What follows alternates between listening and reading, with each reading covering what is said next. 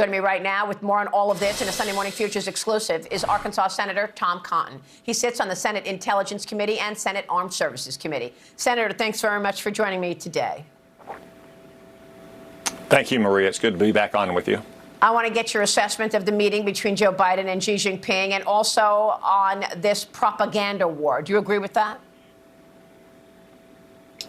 Very much so, Maria. First off, there's a lot we still don't know about the summit. You outlined some of the initial obvious problems is that we gave concrete concessions to China, like lifting sanctions against entities and persons involved in genocide against religious and ethnic minorities in China. China only gave us promises. For instance, the promise to stop shipping precursor chemicals for deadly fentanyl to Mexico. That's probably about as valuable as Xi Jinping's promises to Joe Biden's old boss, Barack Obama, that China would stop cyber attacks or that they wouldn't put rockets and missiles on the islands they built in the South China Sea. I'm also worried about just the overall demeanor and attitude that Joe Biden had at that summit. It's one thing to meet with our communist adversaries. That's what we expect our leaders to do. I do that on occasion on trips around the world. It's another thing for Joe Biden to say that it was an honor and a pleasure to welcome a communist dictator like Xi Jinping to America. That's not the kind of thing Ronald Reagan would have said when he brought Mikhail Gorbachev to the White House.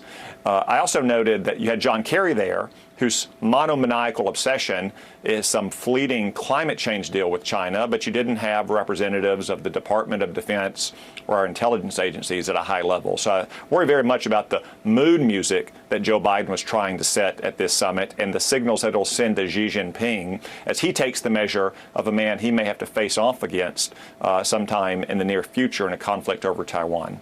Yeah, now, so as for TikTok, I've long said that we should ban TikTok, and I think the last few weeks have shown why it's so urgent that we ban it. It's not just that it puts the data privacy and security of all Americans at risk, but now it's turned into a propaganda machine for Chinese communists. A good rule of thumb in these situations is that if we wouldn't have let communist Russia do it in the Cold War, we shouldn't let communist China do it now, because you've seen TikTok used to stoke these anti-Semitic pro-Hamas rallies. You even mention how TikTok boosted videos saying that Osama bin Laden had a point about attacking America on 9/11. Just imagine what TikTok would do if we ever came to blows with China over Taiwan. So if Congress passes a major aid bill next month for Ukraine and Israel and Taiwan to secure our border, we should also include a flat-out ban on TikTok in America as well.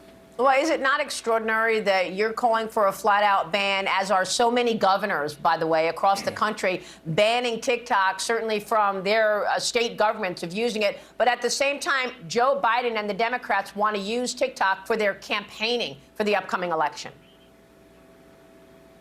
Yeah, Maria, it's not just that governors have banned it. Joe Biden has banned it. We passed legislation last year that banned TikTok on U.S. government devices. Yet Joe Biden's campaign is now thinking, apparently, about going on to TikTok. So just think about that. You have all of these senior aides at the White House who carry two phones, one government phone, on which they can't download TikTok, and one personal campaign phone, in which they'll be obsessively checking TikTok to look at Joe Biden's campaign account. This has probably resulted in part from Joe Biden's polling collapse, especially among young voters or other core Democratic constituencies. The campaign is desperate to do anything, even use a Chinese propaganda app to try to offset Joe Biden's decline in the polls. Joe Biden's campaign shouldn't do it, and President Biden should sign a total ban of TikTok into law next month. Yeah, I mean, the issues that you raise are so important in terms of that mood music, as you put it, around the Xi-Joe meeting. Nobody from the Defense Department sitting at that table, even as U.S. troops and our bases have been attacked 60 times just in the last few weeks. What should be the response here? Again, no issue around this brought up, even as China supports Iran and Russia. Yeah, Maria, it's a good point that what you've seen with TikTok over the last few days makes it clear that TikTok is not just going to be used to promote communist China, but to undermine the United States and our friends at every turn. It's going to happen in Israel. It's happening here at home as well. And Iran has attacked American forces more than 60 times in just the last month. That makes probably more than 125 times since Joe Biden took office. But in the last month alone, more than 60 times. We've only hit back 3 times. We've only hit back against sites that are either empty or only has Iran's proxies, not, for instance, their Revolutionary Guard Corps shock troops. Obviously, this is doing nothing to scare or deter the Ayatollahs. It's only emboldening them because after every one of those 3 strikes, they've only hit back harder against our troops.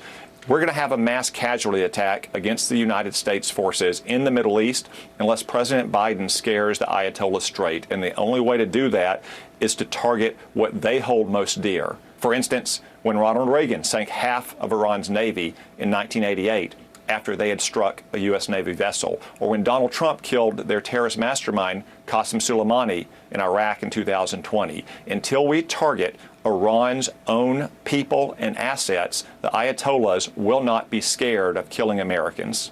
Why is this president so soft on our adversaries, Senator?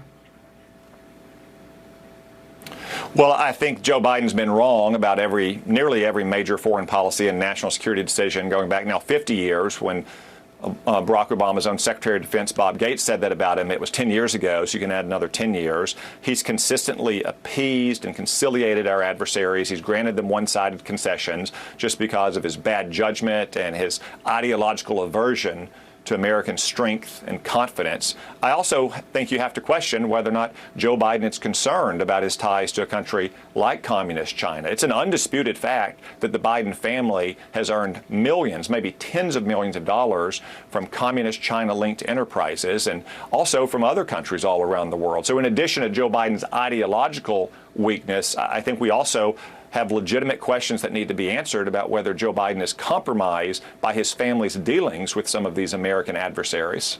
Yeah, which is why I ask the question often, what does Beijing have on Joe Biden?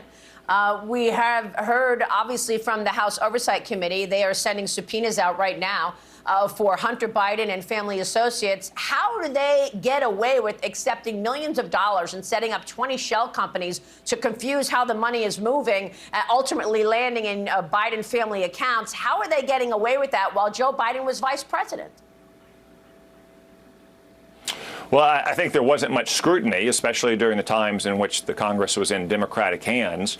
And I also think that many people just didn't believe that a sitting vice president could be so reckless. Now, of course, this doesn't just happen in the 8 years of his vice presidency. It happened in his decades in the U.S. Senate as well. And it wasn't just his son. The entire Biden family has been enriching itself on Joe Biden's public office for decades. If they did that when he was in the Senate and he was in the vice presidency, do we really think they would stop when he held the highest office in the land? I commend the House for this investigation. I hope that they get to answer sooner rather than later, because the American people deserve to know exactly what Joe Biden's family was doing when he was when he was vice president, and perhaps what they're still doing while he's president. Yeah, by the way, we don't know if it's still going on because we don't know who's buying Hunter Biden's art. Who's paying all the millions or the hundreds of thousands of dollars for this art from Hunter Biden? Is that one way that he could be continuing this influence peddling? Well, I think it's safe to say, Maria, if you've seen those pieces of art, it's not art connoisseurs with exquisite taste. So I think you raise a good question about who's paying millions of dollars for Hunter Biden's finger painting. And again, if his family and Joe Biden did it for decades in the Senate and for 8 years as vice president, do we really think they would stop when he got the most powerful office in the land? Senator, thank you. We're going to be watching your efforts to ban TikTok in the coming weeks. We appreciate your time this morning. Thank you, sir. Thank you, Maria. Happy Thanksgiving. And